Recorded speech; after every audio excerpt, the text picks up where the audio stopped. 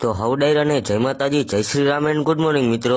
જાવું છે મિત્રો તમારા ભાઈને બિલ ભરવા. આવી ગયો તો મિત્રો તમારો ભાઈ પંચાયતે, અને વારો નતો આવે એમને, એટલે તમારો ભાઈ હે ને ઘડીક વાર બાયણે જ ઉભો તો. બિલ ભરી નીકળી ગયા મિત્રો હું ને રાડલો આપણી વાડીએ, કારણ કે વાડીએ હે ને મિત્રો આપણે છોડવાનો હતો વારો, ને વાડીએ પહોંચી ગયા છીએ મિત્રો, ને વારો લઈ લીધો હે. ચાલો તો હું એકલો હે ને હવે વારો વીટી લઉં. તો તમારો ભાઈ વર્ગી ગયો હવે વારો છોડવા, ને ભેગો ભેગો વીટતો પણ જાતો તો મિત્રો. તો મિત્રો એક નાનું એવું ફીંડલું કમ્પ્લીટ થઈ ગયું છે, ને તમારો ભાઈ વીટે હે બીજું ફીંડલું. અને મિત્રો આને ફીંડલા ના કહેવાય, ફીંડલિયું કહેવાય. હા વધી નો ગયું મિત્રો થોડુંક, કઈ વાંધો નહીં મિત્રો, ફીંડલા વીટાઈ ગયા તો ચાલો જાય પાણી પીવા. અને મિત્રો આનો પગ ભાંગી ગયો છે તોય ઠેકડા ઠેકડી થાય છે. ગમે એ થઈ જાય મિત્રો, પાણી તો પીવાનું જ છે હો આપણે. ચાલો તો મિત્રો બહુ જાજી બાજી બકવાસ થઈ ગઈ છે. હવે 4 નાના નાના ફીંડલા થઈ ગયા હે મિત્રો, ને હવે જવું છે આપણે ઘરે.